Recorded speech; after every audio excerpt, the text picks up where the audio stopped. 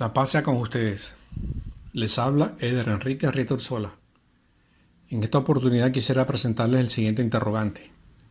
¿Quieres ser salvo sin pertenecer a la Iglesia de Jesucristo, instrumento de salvación? Aquí en esta pregunta, pues, es obvio que uno quiere ser salvo. Ahora, pero lo interesante es por qué se considera la Iglesia de Jesucristo instrumento de salvación. Esto es lo que vamos a ver ahora en este momento ya. ¿Por qué consideramos que la Iglesia de Jesucristo es instrumento de salvación? Veamos esto. Lo primero que hay que mirar es la relación que existe entre la iglesia y la salvación. ¿Qué relación tiene? Eso lo encontramos en Hechos de los Apóstoles capítulo 2 versículo 47. Ahí leemos: alababan a Dios y gozaban de la simpatía de todo el pueblo. El Señor agregaba cada día a la comunidad a los que se habían de salvar. Entonces aquí miramos la relación estrecha que existe entre la iglesia y la salvación. Porque es que la comunidad, o sea la iglesia, es aquel sitio donde el Señor Jesucristo agrega a los que se han de salvar. Ahora, a esa iglesia, Jesucristo instituye lo que se conocen como medios de salvación. Nosotros aquí vamos a mirar algunos, vamos a mirar 4. Vamos a mirar, por ejemplo, la cena del Señor, que fue instituida por Jesucristo. El bautizar, que fue instituido por Jesucristo. El enseñar a guardar la palabra, que fue instituido por Jesucristo, y el perdonar pecados, que fue instituido por Jesucristo. Ellos fueron instituidos como una orden que les dio a los apóstoles para que lo hicieran. Entonces miremos cada uno de ellos. Comencemos con la celebración del pan, de la fracción del pan. En Lucas capítulo 22, versículos 19 al 20, encontramos: tomó luego pan y dadas las gracias, lo partió y se lo dio diciendo: este es mi cuerpo que es entregado por vosotros. Haced esto en recuerdo mío. De igual modo, después de cenar la copa, diciendo: esta copa es la nueva alianza en mi sangre que es derramada por vosotros. Entonces ahí tenemos esa orden de Jesús hacia los apóstoles. Ahora, el que uno no participe de ello, o sea, que uno no coma de la carne y no bebe de la sangre del Señor, tiene una implicación, unas implicaciones en nuestra salvación. Esas implicaciones las encontramos en Juan 6:53. Jesús les dijo: en verdad os digo, si no coméis la carne del Hijo del Hombre y no bebéis su sangre, no tenéis vida en vosotros. Fíjense esa consecuencia, no tener vida en vosotros. Pasemos al segundo y al tercer medio de salvación que fue instituido por Jesucristo. El segundo es el bautizar y el tercero es enseñar a guardar sus mandamientos. Eso lo encontramos en Mateo 28, versículo 16 y versículo del 18 al 20. Por su parte, los 11 discípulos marcharon a Galilea al monte que Jesús les había indicado. Jesús se acercó a ellos y les habló así: me ha sido dado todo poder en el cielo y en la tierra. Id pues y haced discípulos a todas las gentes, bautizándolas en el nombre del Padre y del Hijo y del Espíritu Santo, y enseñándoles a guardar todo lo que yo os he mandado. Y aquí que yo estoy con vosotros todos los días hasta el fin del mundo. Ahí está la orden de Jesús a sus apóstoles, que fueran a ser discípulos, pero ¿cómo? Bautizándolos y enseñándoles a guardar todo lo que Él mandó. Ahora, para nosotros el bautismo es esencial para la salvación nuestra. Porque miren lo que aparece en Juan 3:5. Respondió Jesús: en verdad te digo, el que no nazca de agua y de espíritu no puede entrar en el reino de Dios. O sea que no estar bautizado implica no poder entrar en el reino de Dios. Ahora, el enseñar a guardar la palabra, que fue uno de los mandatos de Jesús a los apóstoles, y esa palabra, que uno no la guarde, tiene también implicaciones. En 1 Corintios capítulo 15, versículos 1 a 2, encontramos: os recuerdo, hermanos, el evangelio que os prediqué, que habéis recibido y en el cual permanecéis firmes, por el cual también sois salvados, si lo guardáis tal como os lo prediqué. Si no, habríais creído en vano. Mire entonces lo que implica no guardar la palabra tal como se le predicó. Implica que se habría entonces uno creído en vano. Falta ahora el cuarto de los medios de salvación, que es el perdón de los pecados. Este lo encontramos en Juan capítulo 20 del 21 al 23. Dice, Jesús les dijo otra vez, la paz con vosotros. Como el Padre me envió, también yo os envío. Dicho esto, sopló sobre ellos y les dijo, recibid el Espíritu Santo. A quienes perdonáis los pecados les quedan perdonados. Jesús entonces envía a los apóstoles a perdonar los pecados. Ahora, que uno no reciba el perdón de los pecados también tiene unas consecuencias en la salvación. Esa aparece también en Juan capítulo 20, versículo 23. A quienes perdonáis los pecados les quedan perdonados, a quienes se los retengáis les quedan retenidos. Entonces no recibir el perdón de los pecados implica que entonces le quedan a uno retenidos ya. A quienes se los retengáis les quedan retenidos. Ya tenemos entonces establecidos esos 4 medios de salvación que instituyó Jesucristo en su iglesia. Celebrar la fracción del pan, bautizar, enseñar a guardar la palabra de Jesucristo y perdonar pecados. Bueno, resulta que la iglesia fue creciendo y esos medios tuvieron que irse dando en esa iglesia en crecimiento. Miremos cómo es que se fue dando esos medios de salvación en esa iglesia que fue creciendo. Tomemos entonces como partida para mirar estos medios de salvación en esa iglesia en crecimiento el ejemplo de Pablo, el apóstol Pablo, y que él no fue en sus inicios de los apóstoles que Jesucristo eligió ya. Él no perteneció a los 12 apóstoles, pero más sin embargo miremos lo que pasa con Pablo y lo que aparece aquí en Hechos de los Apóstoles capítulo 19 versículos 5-6. Aquí dice, cuando oyeron esto fueron bautizados en el nombre del Señor Jesús. Y habiéndoles Pablo impuesto las manos, vino sobre ellos el Espíritu Santo y se pusieron a hablar en lenguas y a profetizar. Entonces miren, en este versículo ya encontramos a Pablo con esa autoridad, ¿no? Autoridad para bautizar. Y entonces, con relación al bautismo, uno se hace la pregunta, bueno, ¿y cómo es que Pablo puede estar bautizando si él no fue de los 12 apóstoles? Pues entonces resulta que Pablo en el camino a Damasco se le apareció Jesucristo. Y Jesucristo le hace ese llamado a ella. Pero no solamente se queda en eso, sino que Jesús manda a uno de sus discípulos, que son de la iglesia, lo manda hacia Pablo para que confirme el hecho de su llamado. Y en ese mandato, pues Pablo es bautizado por ese discípulo, o sea, Pablo es ingresado a la iglesia del Señor. Esto lo encontramos nosotros aquí en Hechos de los Apóstoles, capítulo 9, versículos 10 y versículos 15 al 17. Ahí se lee, había en Damasco un discípulo llamado Ananías. El Señor le dijo en una visión, Ananías. Él respondió, aquí estoy, Señor. El Señor le contestó, vete, pues este me es un instrumento de elección que lleve mi nombre ante los gentiles, los reyes y los hijos de Israel. Yo le mostraré todo lo que tendrá que padecer por mi nombre. Fue Ananías, entró en la casa, le impuso las manos y le dijo, Saúl, hermano, me ha enviado a ti el Señor Jesús, el que se te apareció en el camino por donde venías, para que recobres la vista y seas lleno del Espíritu Santo. Al instante cayeron de sus ojos unas como escamas y recobró la vista. Se levantó y fue bautizado. Entonces fíjense cómo Jesús llama y la iglesia, a través de uno de sus discípulos, ingresa a Pablo a la iglesia. Ahora, pero no solamente es esto ya, sino que Pablo fue autorizado por la iglesia para cumplir la misión.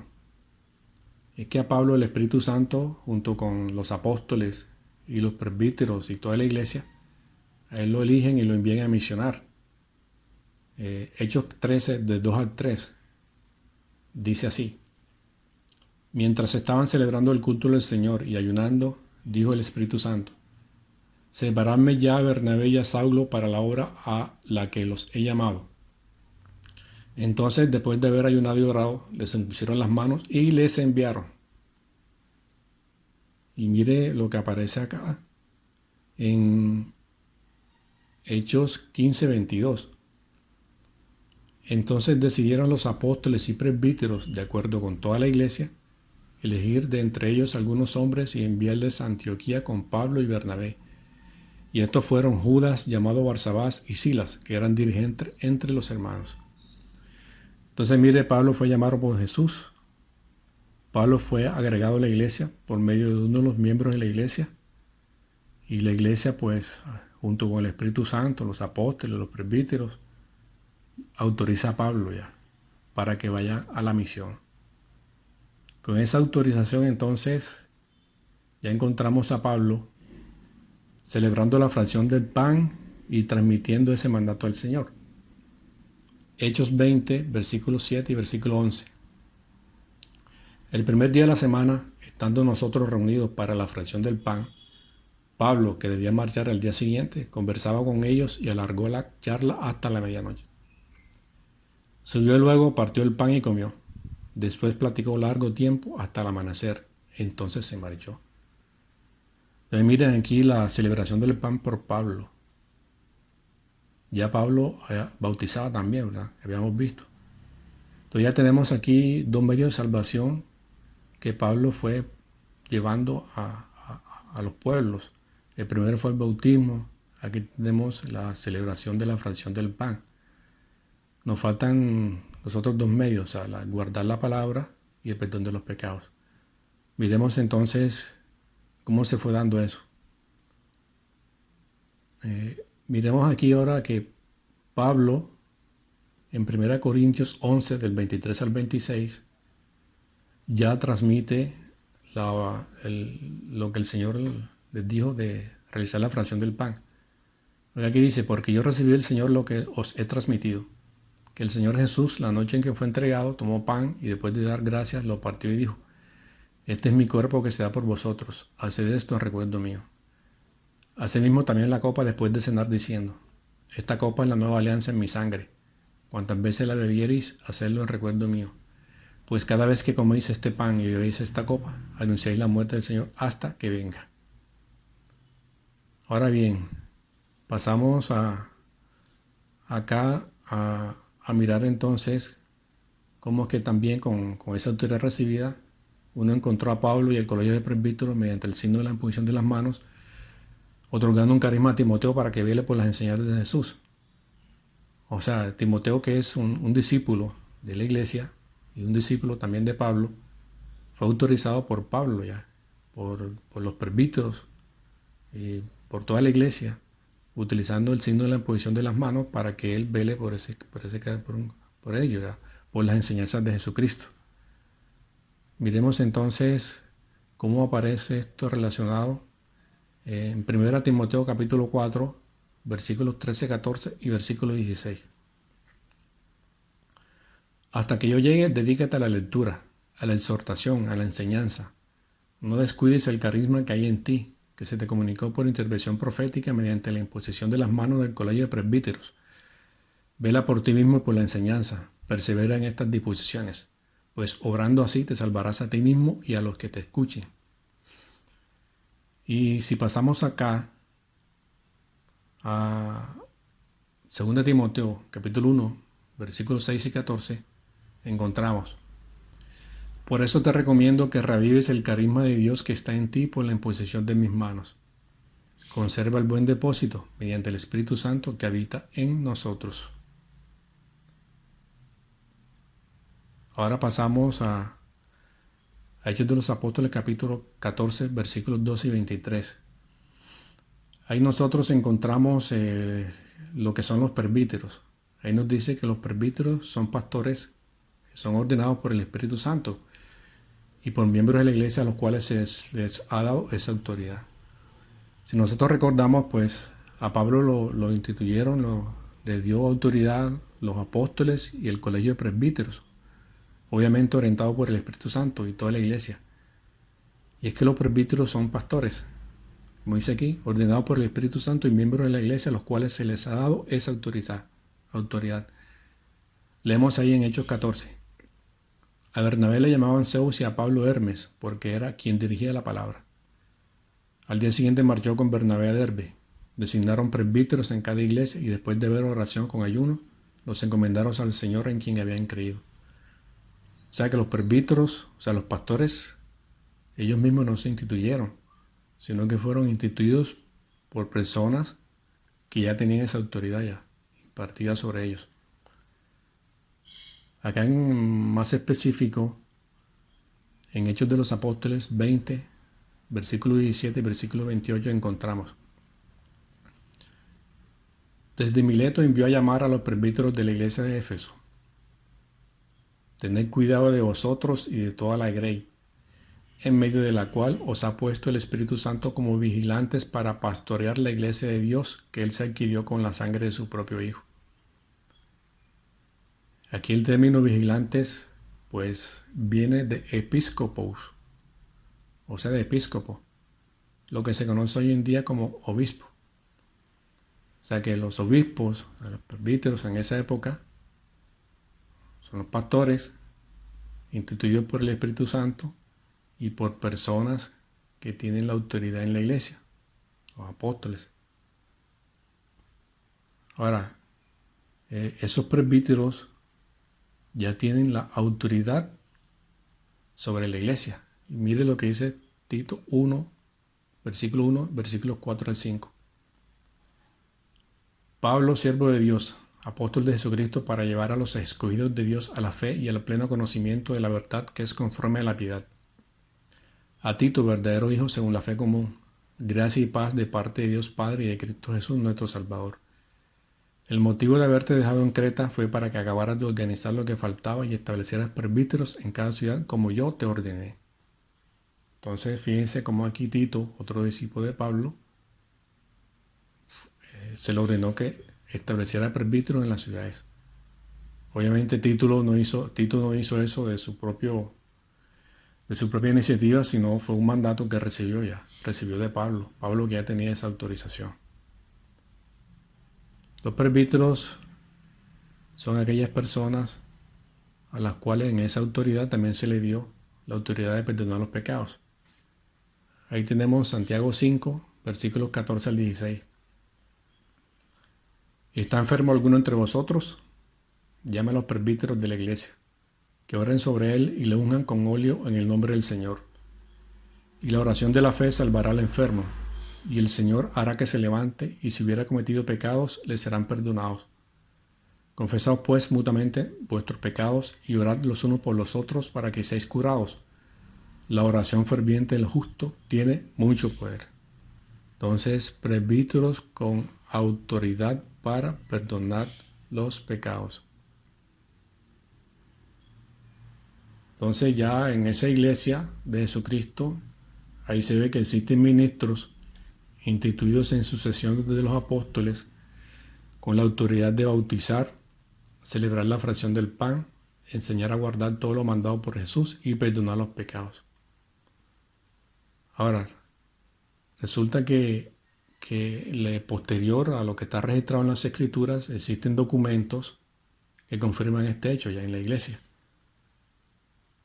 Por ejemplo, en la epístola a los Corintios de Clemente de Roma, él que murió alrededor del año 97 después de Cristo, encontramos esa sucesión en la iglesia ya. Que ahí dice: y nuestros apóstoles sabían por nuestro Señor Jesucristo que habría contienda sobre el nombramiento del cargo de obispo, por cuya causa, habiendo recibido conocimiento completo de antemano, designaron a las personas mencionadas, y después proveyeron a continuación que si éstas durmieran, otros hombres aprobados les sucedieran en su servicio. A estos hombres pues, que fueron nombrados por ellos, o después por otros de reputación, con el consentimiento de toda la iglesia, y que han ministrado intachablemente el rebaño de Cristo. Entonces, fuera de las Escrituras también encontramos evidencia histórica de que en la iglesia de Jesucristo, los gobernantes, en este caso los obispos, son instituidos en sucesión desde los apóstoles.